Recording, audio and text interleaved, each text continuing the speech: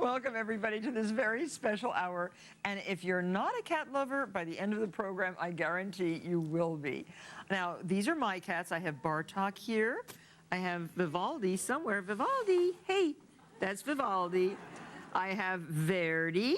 That's Verdi. I have Empress Tang. These are Himalayans. And then I have Empress Tang, and I have Princess Peony, the newest additions to my family, and these are called Dominant Calico Persians. Our guests today are all cat lovers whose lives revolve around these amazing creatures. Let me introduce you, of course, to pet keeper Mark Marone. Welcome, Mark. Mark has been such a big help to me with all my animals. And veterinarian Dr. Philip Racklin, who owns Riverside Veterinary Group right here in New York City. Welcome, Doctor. And Pam Rutan, my newest cat friend from Top Shelf Persians, where Empress Tang and Princess Peony were bred. Welcome, Pam. And you have some beauties with you. Oops. Empress Tang wants to take a little run around here. She's trying to get away from me. They just spent the last 20 minutes under the radiator, a very dirty radiator in my office. And we've been trying very hard to get them clean. Well, this may be a first in TV history. Take a look at our audience. Show us your cats, everybody. Look at all the cats. More than 50 cats sitting very, I must say, very patiently and very beautifully in the audience. And most of them have leashes on. That's a good idea. Yeah, because, you know, there's a lot of hiding spots in this studio, so please don't let any of your cats go loose. You'll never find them. And, we're so glad everybody is here, and maybe one of those stories would be how cats seem to get short shrift when compared to dogs, and how dogs are often viewed as the more fun species. I don't believe that, even though I love my dogs.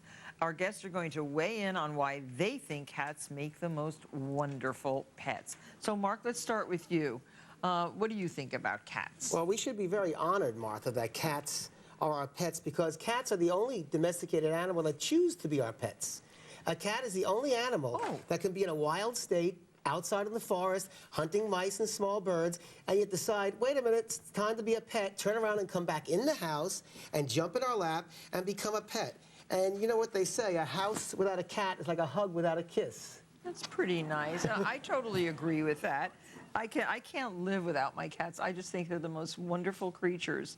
And they all coexist with all the dogs, too, by the way. They provide consistency in your life. That's the only thing that in your life that's consistent is your relationship with your cats. And Dr. Racklin, why do you think cats make such wonderful pets? You know, they're so independent. Yes, they come into our houses, but then they take over. And then it becomes their houses. And we work for them. And they're really master of their domains. So I watch my cat every day, and I'm saying, how can I do that? Right. And I learn how to be a master of my domain. And then I watch my cat chase, for instance, a wisp of fur or some dust. Yeah, we have a lot of dust flying around here. Yeah, look at this. and fur. All kinds of cats. And it's flying, I think. Do you think it's because they're a little bit nervous about being on live television? Probably. I think so, too.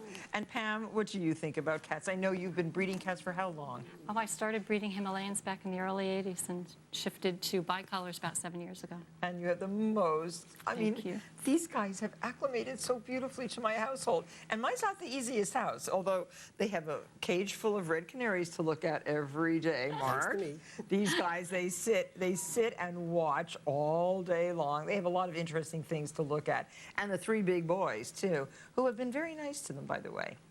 And they're nice. They're nice. Their personalities are fantastic. Yeah, Persians acclimate so easy. They do, don't they? Yes, they do. They do. And they do take a lot of grooming. They take a lot of combing, but they don't mind being combed. I think they like to be beautiful. You need to start them when they're very young, especially the Persians with their baths and their combing. And they just learn to love it. Look at you. And they talk a lot. Yes, They talk a lot. Well, you can never have too many cats. I first fell in love with the Dominant Calico Persian when I saw a fantastic photo spread in Vogue magazine a couple years ago. This was the model Karen Elson, dressed as Grace Coddington, the creative director of Vogue, posing with these amazing looking cats. Look how many cats.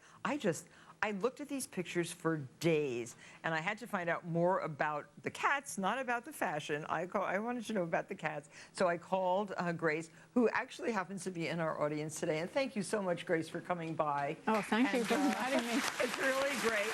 Now, you did not bring your cats. You have 2 gorgeous cats. I have 2, yes, but they're not very sociable, actually. Oh, they're not. And they don't really like other cats. They like each other, but, you know, and they shy from, they don't like publicity. Oh, look how beautiful. So you have a blue Persian? Yes, that's Bart. And a calico? That I got from Pam. Oh, my gosh. And that's Pumpkin. So gorgeous. And you have a very fancy necklace on that I covet. Where'd you get that beautiful I got thing? this in really little shop. wonderful book and very evocative. And thank you so much for being here, Grace. Oh, I'm so excited to be here. So Grace got her cats from Pam.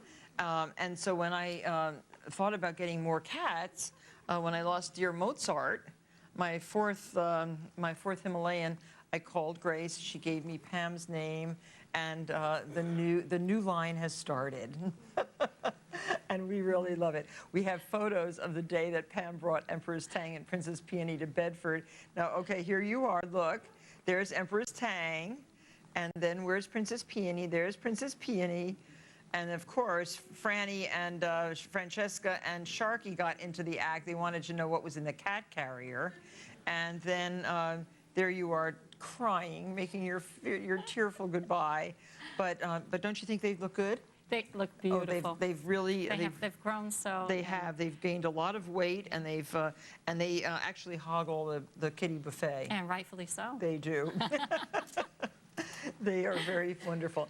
So thank you so much for these wonderful cats. And if you're wondering where our fantastic cedar cat trees and beds are from, it's a great company called catsplay.com. We've got a really fun show today, all about living with cats and the joy they bring to our lives. And we're going to show you lots of innovative ways to stimulate them and how to keep them healthy and happy at home.